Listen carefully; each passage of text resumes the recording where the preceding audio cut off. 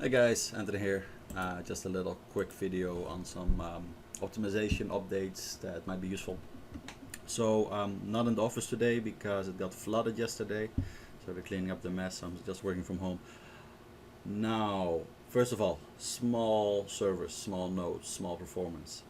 Some of you might have seen it where your nodes are running and then all of a sudden there's a kill process. Now, this is mostly to do with memory, not enough memory. So 4 gigs of memory isn't enough. Even with 8 gigs, I've seen servers struggling. What should be useful and what is not enabled by default on many of the Google Clouds and the Amazon EC2 instances is swap space. So the way to test it is on your console, you go to just type in free. And if you don't have swap enabled, you should see only mem, and then swap would be blank. It will be 0 swap, right? So if you have a 4 gig machine, I would recommend going for 8 gigs of swap space, meaning that okay, the swap space takes away disk space, but it will actually really work out, because if you can see in this particular instance, we have actually swap space being used, right? Whereas if I go to my higher spec machines, so let's take the block maybe.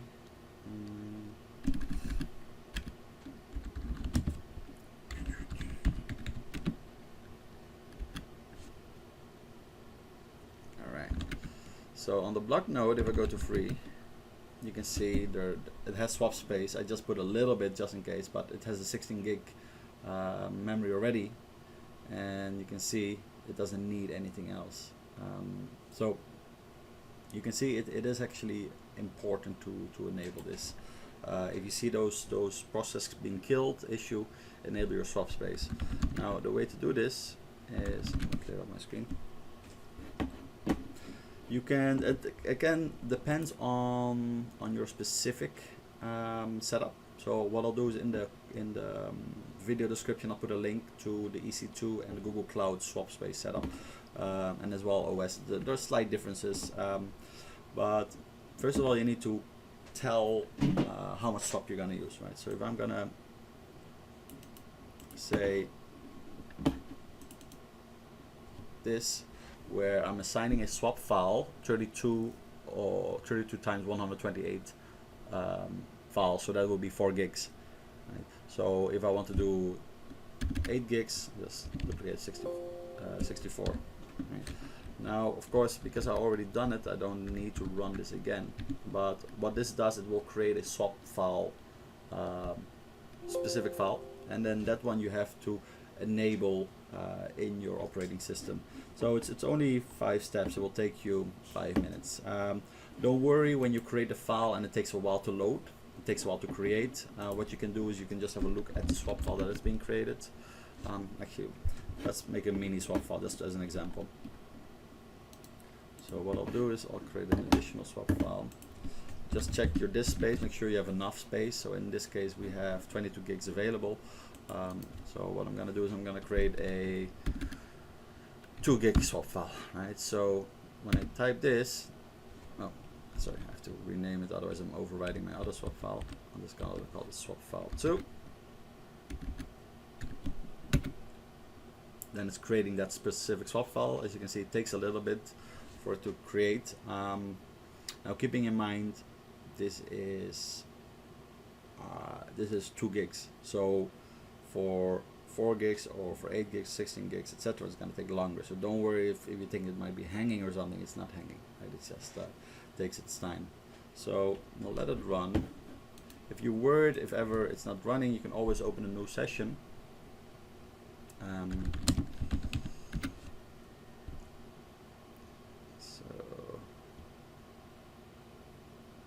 And then you can actually list and you can see the file being created. I just finished up, but you see the file is here, it has the space assigned to it, and that's your swap file. Now if I want to assign it, so first set the permissions, and make this swap file 2, and then make it a swap file. So that say settings available space, and then enable it.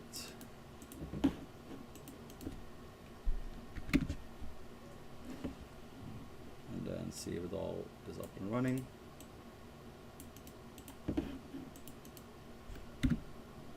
Right, so now you see I have an additional swap file there, and that will increase my swap space, right? So as you can see, my initial swap space was 8 gigs, and now we're on 10 gigs because I added in an additional swap file. If you want then to have that on start, you just have to update your f-step, which you can do like this.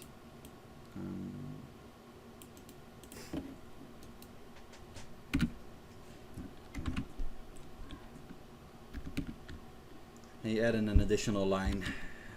It's your swap file name. So this is swap file 2. Swap files.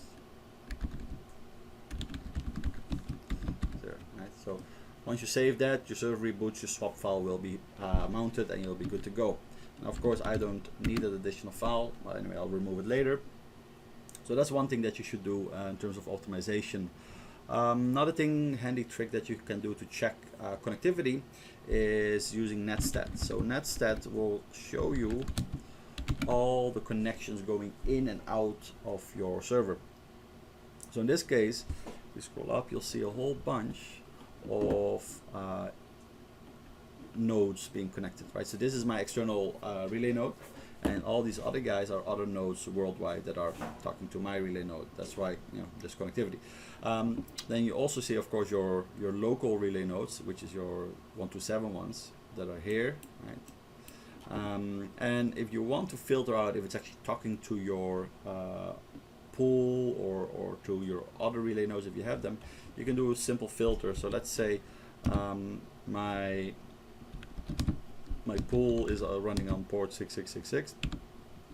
Then I can grab that specific port, and then I can see, okay, between this local server and the pool, there's a connection established, right? So they're talking, and for each of the relays, it's there. So we have 2 relays per server external, and we have 3 servers. Right? So each of them are talking to the block producing node. Again, very useful. Make sure to do that. Another thing that I would strongly recommend is, of course, security. So one thing that I would suggest is changing your SSH ports. Right? So the default SSH port will be 22, and keeping in mind your IP addressing and your domain names are going to be public. Right? So the bigger this gets, the more relay nodes are gonna, you know, come up, and all these relay nodes need to talk to each other. So if you have a bad player who doesn't like your pool or doesn't like you personally, they might want to try to do some kind of denial of service attack, right? Spamming your server so that your connection slows down to a crawl, and you're going to end up missing potential blocks, right? So one of the things that you could do is already tightening up security. One is SSH. SSH, it's a secure protocol, but once in a while there will be you know, vulnerabilities coming up. So one thing that you could do is already change the default port. So you can do that by going to your SSH and then SSH config.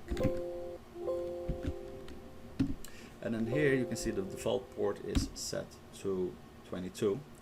And keep in mind you have to do this as sudo or as a root user, although it's never recommended to be a root user. I'm using V because that's how I learned, but you can use nano as well. So this is my port. So I can change this to any port that I want. So let's say I'm changing it to port. What ports do we have free? Let's say 1, 2, 3, 4, right? 1, 2, 3, 4, 2. And if I change that to this port, and now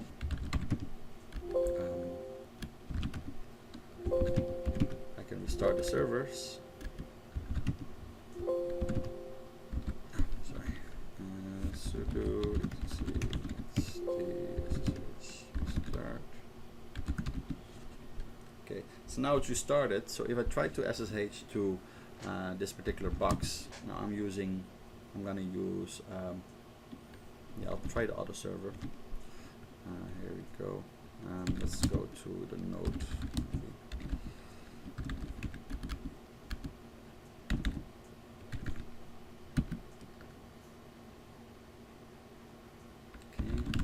So from this box, I'm gonna try to go into my other relay node based in Asia. So we just do SSH Asia,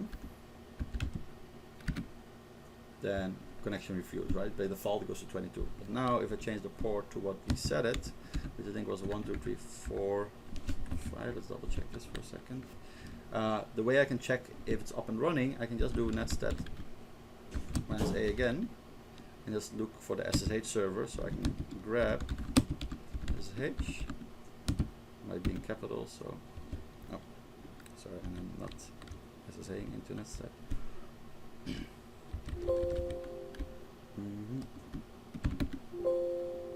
There we go. Oh, that's the wrong one. That's the connection I just opened up. Things with capitals. Let's see, let's set -a. Let's do everything. Let's have a quick look. Oh yeah, of course, there's no connection open yet. So let's double check. Let's open the config. The 1, 2, 3, 4, 2. Okay, 1, 2, 3, 4, 2. So 1, 2, 3, 4, 2.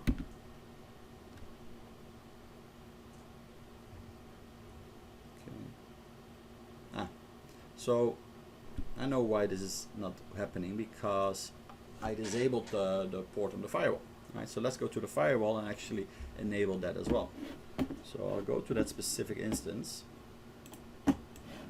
There you go. Let's see, well prepared. And I'm going to add in a specific rule to allow that port to be in. So custom TCP 1, 2, 3, 4, 2. Now from anywhere. Again, we'll go over this in more details because it will be useful to actually update your firewall rules to only allow external nodes to talk outside and everything else to talk to each other, right? To have a double layer of security. But anyway, what we've done is we added in the port, and now if I restart this, normally they're pretty quick in updating. 1, 2, 3. There you go. So now you can see we connected up to the other node via the new port. Yeah? So again, something useful to just tighten up security a little bit more, and you know, that's something that you should keep an eye on. Then whatever else, yeah, some crazy stuff is happening with pools that are pledging, and you know, they're putting in a pledge of millions, and then as soon as we're close to a new epoch, they're changing their pledge back to 1,000. Right? So if that happens if you happen to be staking in a pool and you notice that, I would recommend you know, keep an eye on it before, let's say 24 hours before the new epoch starts. Make sure they haven't changed their pledge, or even like a couple hours before, because what you could do before the new epoch starts is you can actually, you know, unpledge and pledge somewhere else, because you know, that type of behavior says something about whoever is operating that pool. You know, they're a dodgy operator, and I would definitely not recommend you know, trusting them, because these types of guys, if they can do that kind of shit, they can do a lot of other shit as well.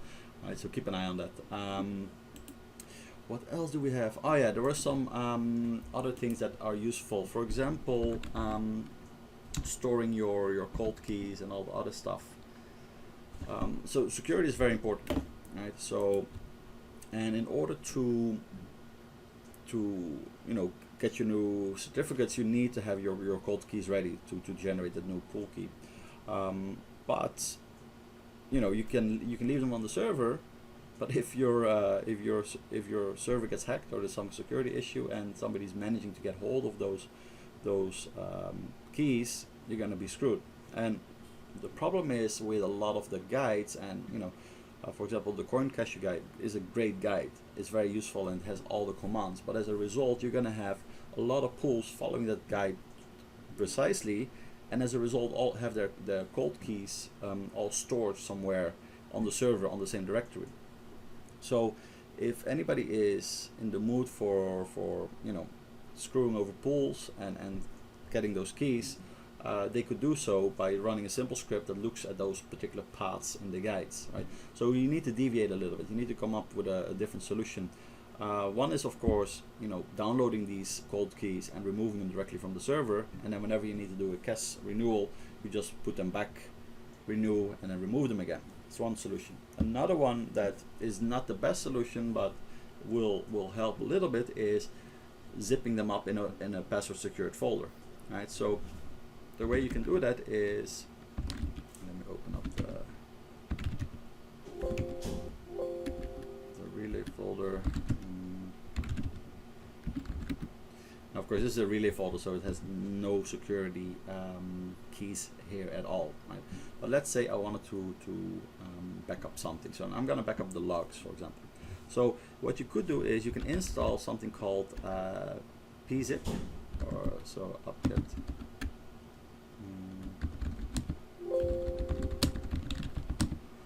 I think it's p7zip.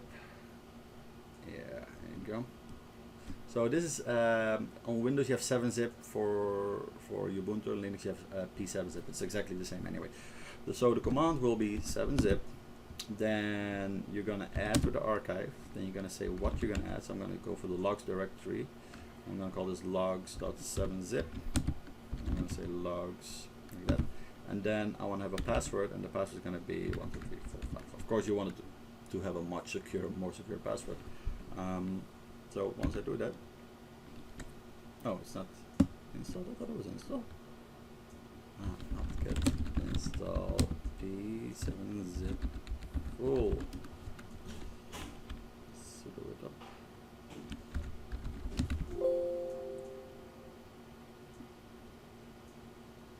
Okay, there. Let's try this again. So the command will be 7-zip add logs. Actually, you might have to need a little dash. We'll find out. Logs, and then the logs folder with the password 1, 2, 3, 4, 5. It's not correct, so without that. Alright, there you go. So what I've done is it created the file, and if you look now in our directory, you see there's a logs file. It's very small because the logs are not that big. If I now want to unzip that, I'm going to go zip 7-zip x logs 7-zip. So it will ask me for the password, right? If I put in the wrong password, it won't work. It won't extract. So at least with that you have some level of security, because of course they still have to crack this, and I think they're using pretty high level of security. I think it's 256 AES or something. So it's you don't crack it that easily, but at least it's another barrier for if ever your keys do get stolen. If you want to store them on the server, it's not going to be as easy for them to encrypt or decrypt, and by the time you figure it out, hopefully you've already moved to another everything to another wallet, and you're safe and good to go. Right, so another little trick that is useful. But with this approach, at least you have your keys on the server when you need them, but they're going to be securely logged. And last bit is a bit of a cleanup in terms of your paths and your bash RS. So because of course during testnet there were a lot of different versions. I think we went from 1.5, 1.6, oh 1.4, 1.5, 1.6, 1.7 within a 2-week period. So it went very quick, and then following the guides, of course the Coin Cache guide updates as well in terms of the paths, but the problem is running the guide multiple times and going for the paths multiple times will result also in duplicate paths. So that's something that we have to watch out for. So what we can do is, if you go to bash rc, then going all the way to the bottom, you'll see the paths that are being created, right? So we have a couple of paths, and these are the default paths that are needed for building the relay node. Now on the block producer, the paths are a little bit longer. There might be a little bit more in there, but at least if they're double, and you can see in this case we actually have double paths, right? So we can see node home is twice there. So what we can do is just go, okay, I have them double. I'll just change this one up to 1, 2, 3, 4, 5. This Cardano node socket pad is actually used for the topology updater, but anyway, so this is your double pads, and that's something that you should watch out for, that you have only unique pads. Another one that is useful in my scenario of using external nodes is the exporting feature. So as you can see, and I'll just save this. At the moment I have on my command line I have Asia node, right? So if I go to another node, so I go to this one here,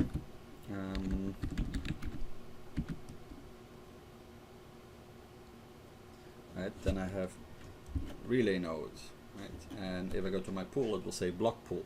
So the reason why, because if you're working on multiple servers, you don't want to execute certain commands on one server and on that shouldn't be executed, right? So with this, you can actually recognize your specific server that you're working on, instead of having that 172 XXX address that is by default in EC2. So to do that change as well, it's very simple. You just go to your bash RC.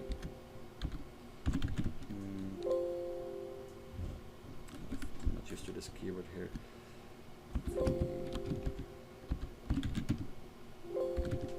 See, and then what you do is you export space ps1 equals, and then you give the name, and in this case I have the user who's logged in and also the directory, right? So with that you can customize, and there's a lot of nice generators you can use. I think it's called a let's see, let me Google a bash RC generator. Alright, so as you can see, there's a couple of bash RC generators, right? So you can say, okay, what do you want to have in there? And so I want to know the host name and maybe the directory. Yeah, you can put in whatever you want, and then of course you can put in your custom text as well, right? So here you can see then how the prompt would look, right? And yeah, it's useful. It's useful to see, right? So you can really customize your bash RC, and there's a couple more generators. The easy one, let's have a look. Yeah, same concept, where okay, I want to know the host name that I'm on the server. I want to know the username, current directory, and then I'm gonna put in some specific stuff. So let's say I'm gonna put in custom text, and I say my relay 1. Right, so I'm putting it in there, drag it all the way to the front, and drag this. Alright, here we go, there's a little, so rearrange the stuff like there. Doesn't like me to customize. Maybe now. Okay, so maybe I want to drag in an @ so now I can say my name at the server, and then I can get rid of the hostname one because I don't need it, so delete this, right? So here you see how it would look, so username and then the name of your server and the directory, current directory, and so very useful to keep track of where you are in the server. So, and again, once you update it there, it will happen all the time, it will be updated. So this is a couple of things that I wanted to share. Again, simple things. Once we have you know, once we start producing some blocks, and we'll see really what the impact is. At the moment the setup is, you know, 3 servers on EC2 across the world. They're very high performing, because, you know, we've tried to optimize them as much as possible.